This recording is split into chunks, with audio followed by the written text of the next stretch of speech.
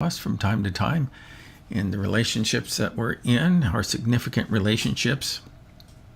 When that happens, typically you're caught in the cycle of dysfunction. And in this episode, you'll learn what that is exactly and how to get unstuck. So let's go ahead and we'll talk more about that.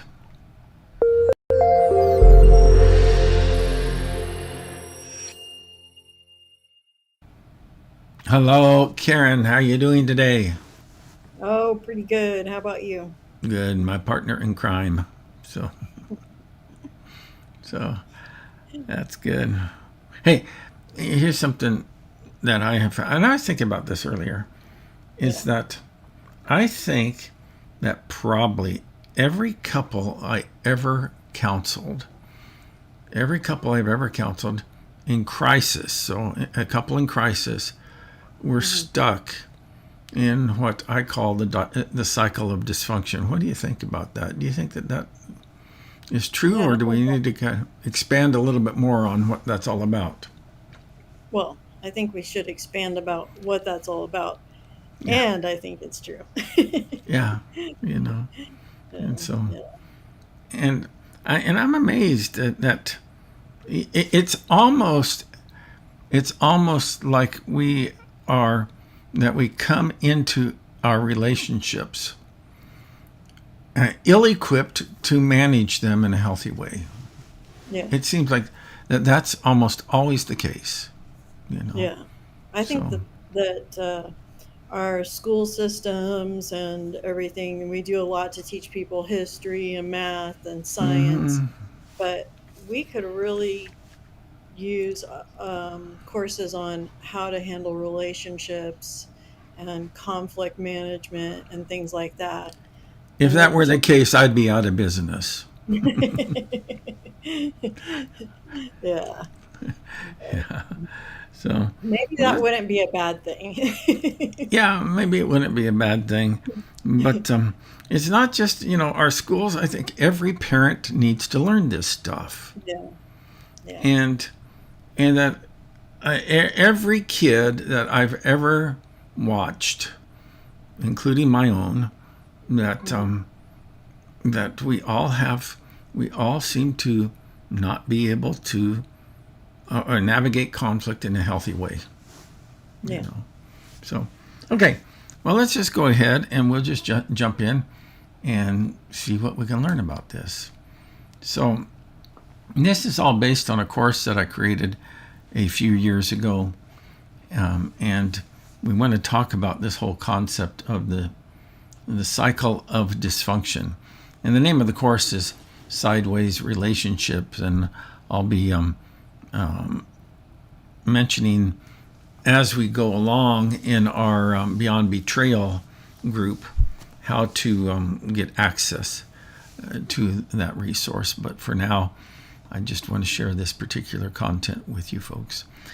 I have a roadmap. After thinking about relationships for a long time, I've developed a roadmap on relationships, and I believe that the number one worst goal that any couple can have in a relationship is seeking to be happy.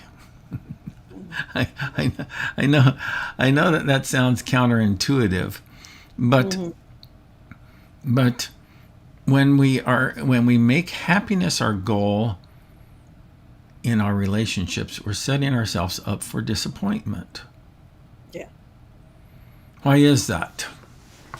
Well, you can't be happy all the time. There's situations in life that are going to come up that are not pleasant, Yeah. and you can't just sing a little happy song and get through them. Yeah. Furthermore, and I said this once when I was preaching a message on this topic, and I said that your happiness is not my problem. And that set off a tinder keg of all sorts of kind of pushback, but it really isn't. And furthermore, and that so that my happiness is not external to me. So, of course, happiness is based on the word happens, and it's the root is the idea of our circumstances. But when we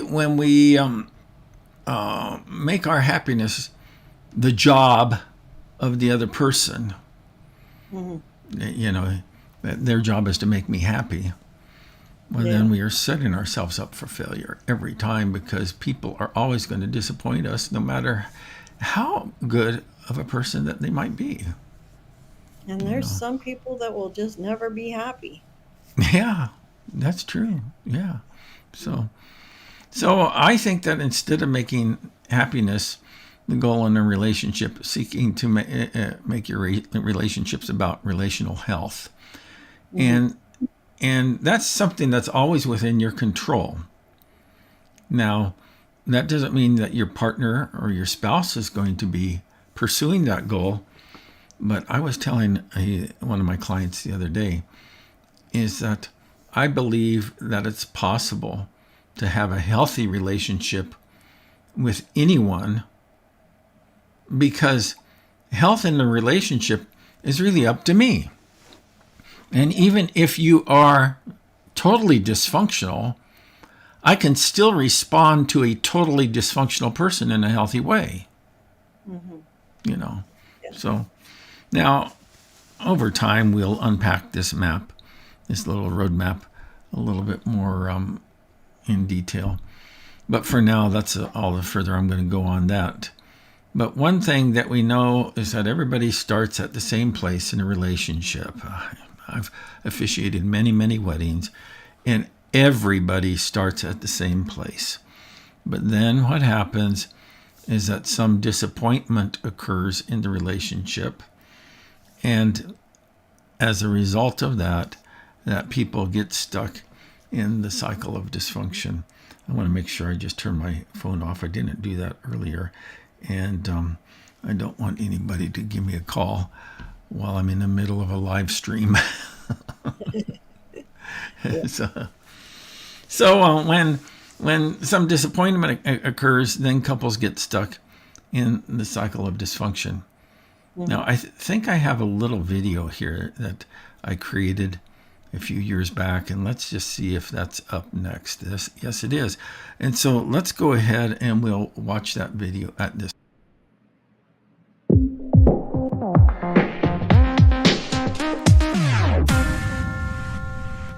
If you're a parent, you've probably heard something like this before. Mom, he hit me. Yeah, but he started it. That's how kids do conflict. So you take the kids, sit them down, and give them the old lecture of how two wrongs don't make a right. And if they don't straighten up, you'll give them something to cry about. Sure, that works for the moment, but the lesson never sinks in. It's like water on a duck's back. And it isn't long before they're right back at it, using their same old, ineffective ways of handling conflict. This isn't about kids, but kids grow up and get married. And sometimes they don't outgrow what they learned about handling conflict. When we get hurt, we hurt our partner right back. Sometimes by what we do, other times by what we say. We feel justified because they started it. It's time to learn better ways of resolving conflict than this cycle of dysfunction. This cycle of dysfunction is a good way to get nowhere in resolving problems in your relationship. All it does is keep you spinning your wheels, and who wants that? This cycle of dysfunction has two parts, theirs and yours. They bring something to the cycle, but so do you. Both parts keep the cycle going. They bring the hurt or offense, and you bring the reaction. Your reaction triggers theirs, and things go round and round. Nothing ever really gets resolved. Now, it would be nice if your partner always took the initiative to make things right whenever they've hurt you, but things usually don't work that way. However, you don't have to stay stuck. You can end the cycle of dysfunction from your side of the relationship when you replace your dysfunctional reaction with a healthy response. This doesn't mean that you just overlook what they've done. That wouldn't be healthy. It means that you learn how to respond to what they've done, rather than reacting to it. Reactivity can be tricky to detect. It's easy to spot when it comes in the form of yelling, threatening, pouting, or some other obviously unhealthy behavior. But other types of reactivity are subtler, but just as unhealthy. Making allowances for your partner's irresponsibility, peacekeeping, and avoiding conflict can be just as dysfunctional as the more obvious forms of reactivity. Whenever your reaction allows your partner to continue to do the things that are harming your relationship, hurting your well-being, or ruining his or her life, then you're enabling problems, not resolving them. So, to end the cycle of dysfunction, you must pay attention to how you're responding to the hurt that your partner has caused. Find healthy ways to express, process, and resolve the problems in your relationship, and you'll end the cycle of dysfunction by solving for X. We'll talk more about that in our next lesson. You'll benefit from learning about how to solve for X. So keep working through the program and stay on track.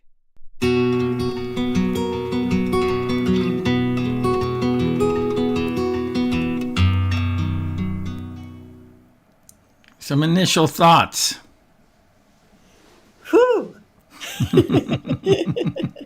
It's hard not to get stuck in some cycles. Yes, that's right. Yeah, I would say I'm probably like on the passive side of things, but Mhm. I was thinking there's a lot of things in here that I'm doing that aren't aggressive, but they aren't helpful. Yeah. And so that's probably I call that kind of the agreeable dysfunction, you know. Mhm. But Yeah. well, let's go ahead and we will see how this all works. I would just want to recap some of this and maybe elaborate a little bit more on it. Is that the whole idea of the cycle of dysfunction is that it has two parts, and the A part is theirs, and so that's actually what you don't have any control over, and that's actually what everybody exerts. I mean, they expend all of their effort trying to gain control of that.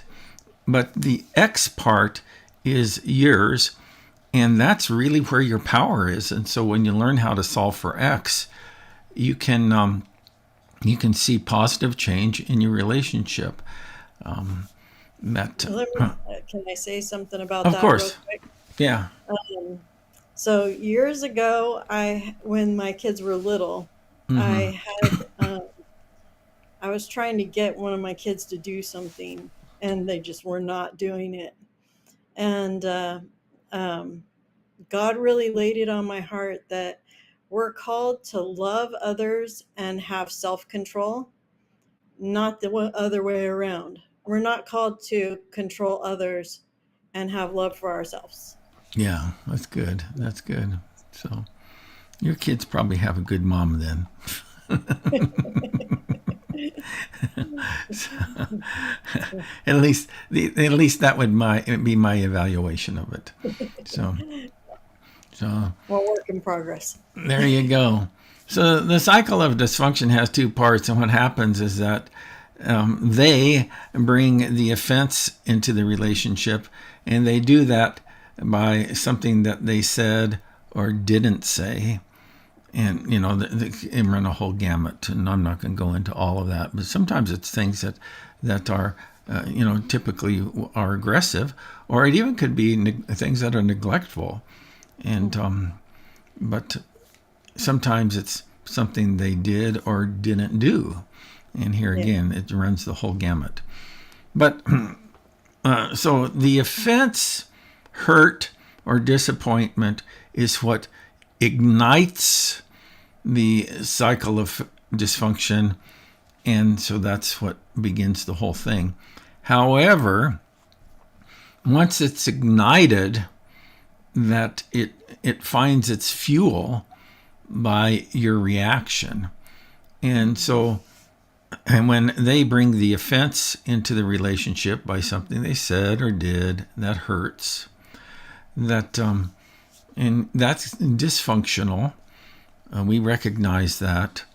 But then you bring the reaction to what they said, And I'm really drawing a fine line between reaction and response, Yeah. because it's always appropriate to respond to wrongdoing, but it's never appropriate to react to wrongdoing, because when you react, that's what traps you in that cycle of dysfunction. There's a passage of scripture in the book of Romans chapter 12, I think it's verse number 21. It says, "Do not be overcome with evil, but overcome evil with good." And we'll better understand what that looks like in a little bit as we go through the balance of this presentation. So, Like a response is automatic or instinctual, yeah, versus a reaction is no, wait, so other way around. A yeah, reaction is automatic or instinctual, and a response is something that you invest thought into. yeah, and reactions it seems to me like they're almost always dysfunctional, and so you can invest thought and still come up with a stupid strategy, and so that can be dysfunctional, but learning how to respond in healthy ways makes all the difference. So, and when we are talking about this roadmap to winning relationships, what happens is when somebody brings a disappointment into the relationship, couples get stuck in blaming. And I want to be clear about this, is that yes, it's true that probably someone, probably the offending person is at fault. But as long as you're trying to assess fault, that you're not going to resolve the issue. And so, and you can just go ahead and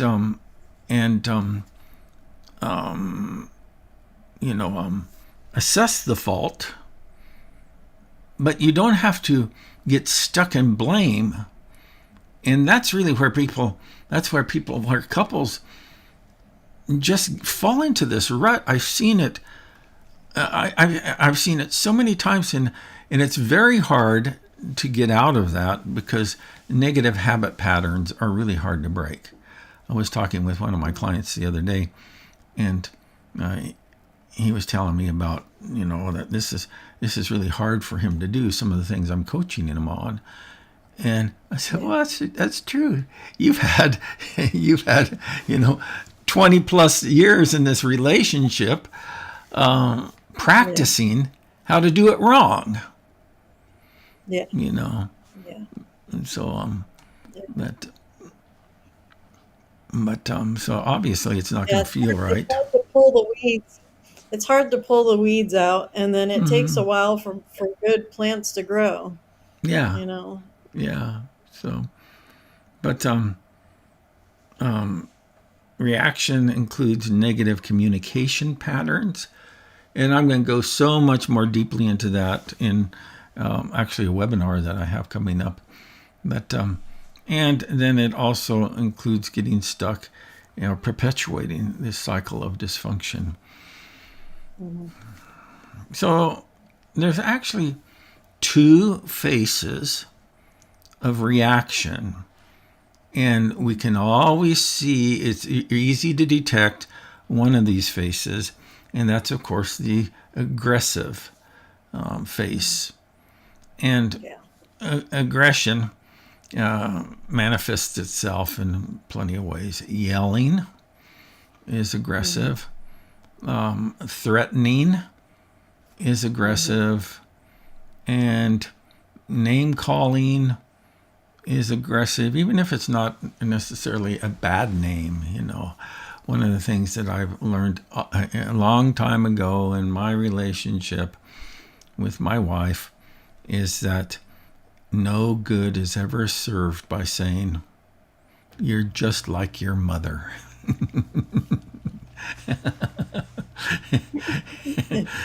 And she would always boomerang that back on me. Well, you're just like your father, you know.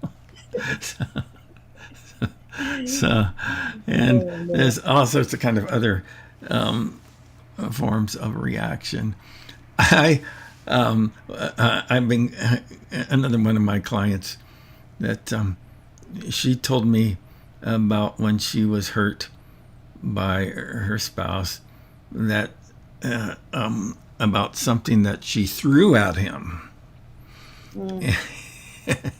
And I'm telling you right now, people can get really creative when they start throwing stuff around. Now I'm going to respect her confidentiality, and I'm not going to even mention what she threw. But all I'm going to say is that people can get really creative when they start chucking stuff at each other. One of the most dramatic fights that I ever... Huh? That's not a good place to be. No. When I was growing up, one of the most dramatic fights I remember as a kid was when my mom and my dad was at one end of the kitchen, and my mom was all the way kind of in another room, and they were throwing Pepsi bottles at each other. So, yeah, I mean, it could have killed each other, or at least, or maybe if one of the kids got in the line of fire, we could have been seriously injured. But were they full or empty? No, they were empty. But trust me, that they were throwing those with pretty good force, and there was a lot of name calling going on too. So, but here's where it gets tricky, because anybody can see that that's dysfunctional, but it's hard for us to see that when I'm pleasant and my spouse is has done something to hurt me, and I'm pleasant, that can be equally dysfunctional. I call it the dysfunction of agreeability. We have the dysfunction of aggression, but we also have the dysfunction of agreeability. Now, one of the things that oftentimes is that we are making allowances or excuses, for our partner, is that my mom, here again, and people say don't speak ill of the dead, but but it's our family of origin that oftentimes gives us the best lessons or illustrations with respect to relationships. But my mom was a master at making excuses for my dad's bad behavior. She was she was always, my dad was a diabetic, and everything, every character flaw that he had was, he's a diabetic.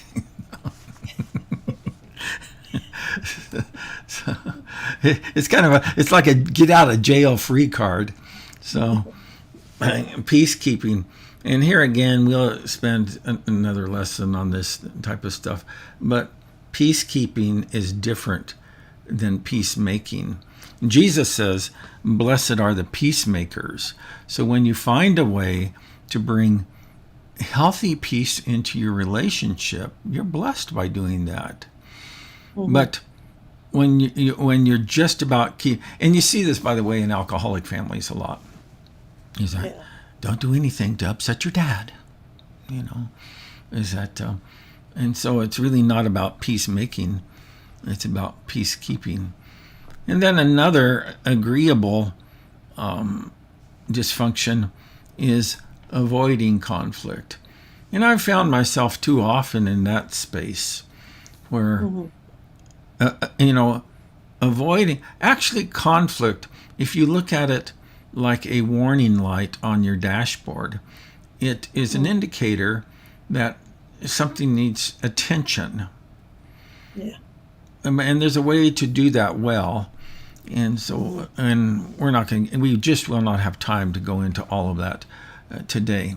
But we will talk about it actually in this upcoming webinar that I mentioned.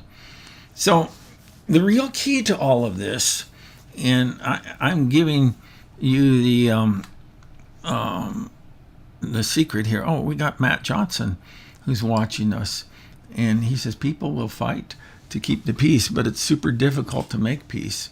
You have to be intentional. That's a good observation, Matt. I appreciate that.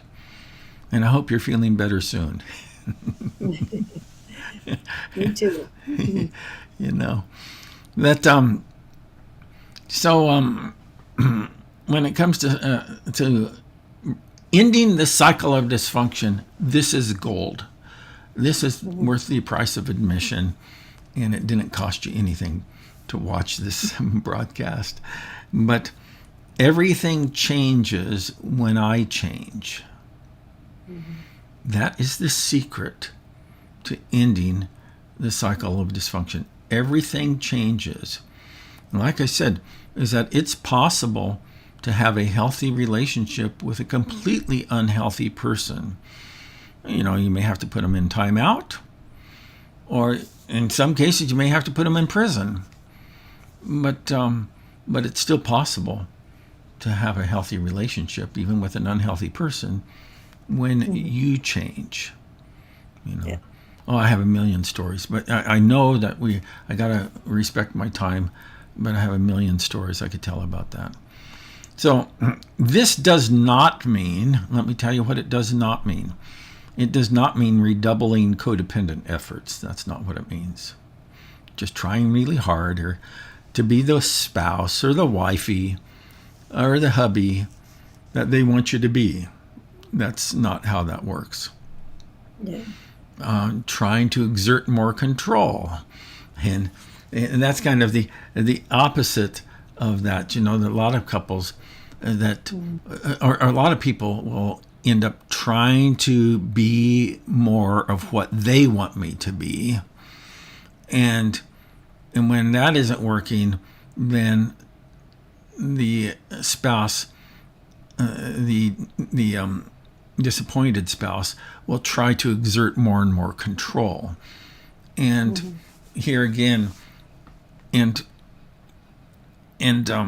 people get confused about that, particularly when they're with respect to that and setting healthy boundaries, because really a boundary is about self-control. It's not about other control. And here again, that's another topic for another day. You know, what we're talking about today is worth learning in and of itself, but then it spins out into so many other areas that are also worth exploring, and we're going to try to do that as much as we can.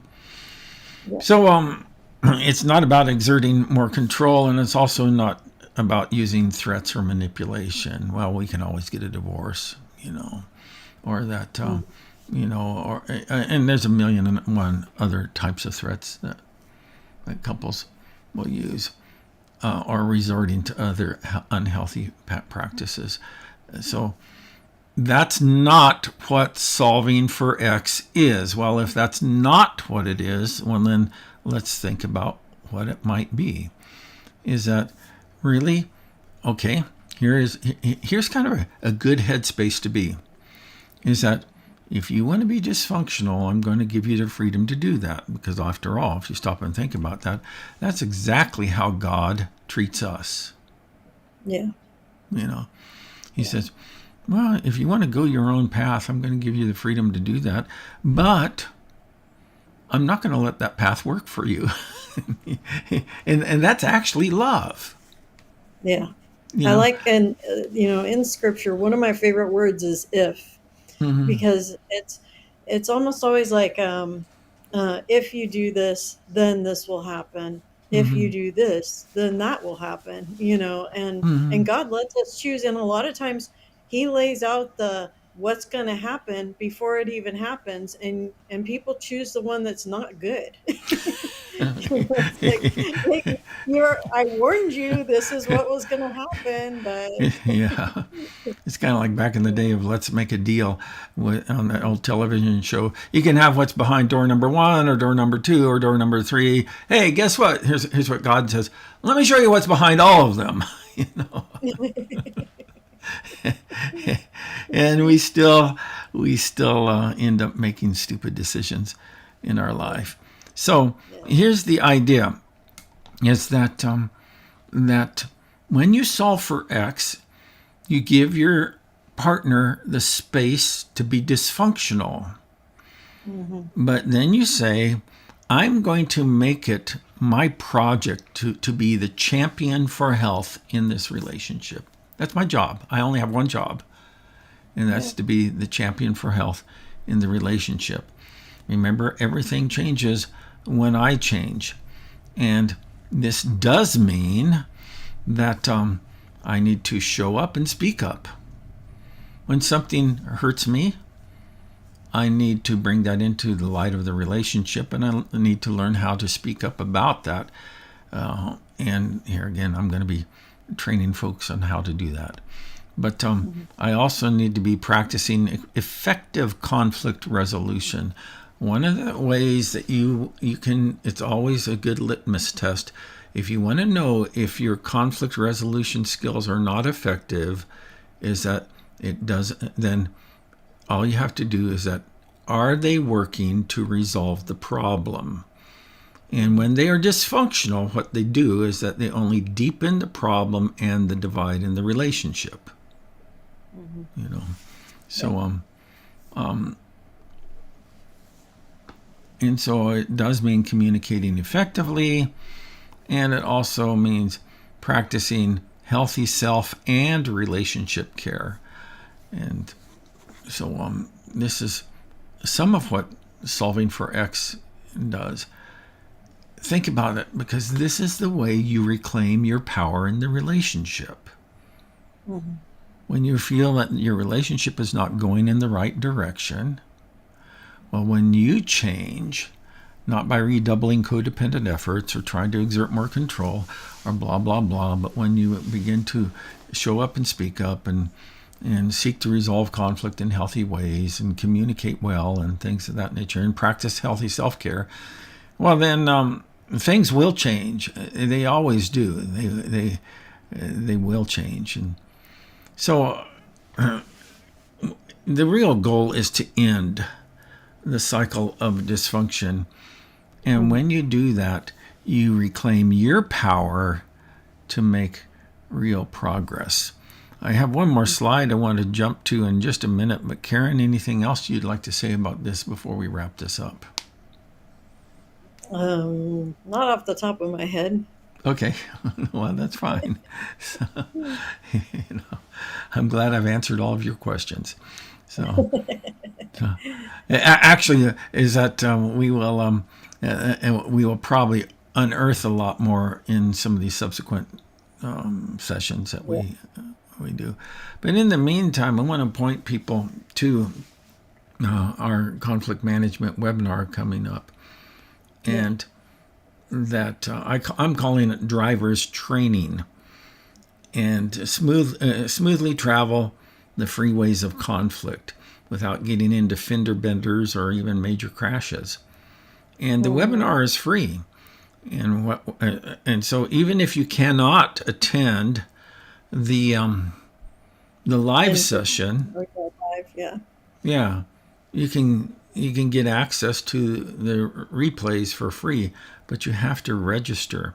Now, I did not put the link in the show notes on our various platforms, but I will go back through and put that link in the comments so that people can find that online and register. I'm really excited about this webinar. You and I have been kind of trying to get all the tech stuff working for that. And I think that we are there. Yeah. Last run went well. Yeah. And so I'm going to try a couple more test runs, but then we will go ahead and do that. Well, I'm going to go ahead and wrap this up for today. Thank you, Karen, as always, for joining me, because my broadcasts are always better with you in them. Thanks. They really are. So, all right. So that's it for today. You can find the way forward. You can go over to beyondbetrayal.org and that will give you information about our Beyond Betrayal program. But really, what I would encourage you to do is to join our private Facebook group. And you can find that on Facebook at beyondbetrayal.org. And we supply that group with all sorts of content, all sorts of types of content. And we really we have some really exciting things coming up with respect to that. So that's it for now. Thank you for watching. I hope to see you next time.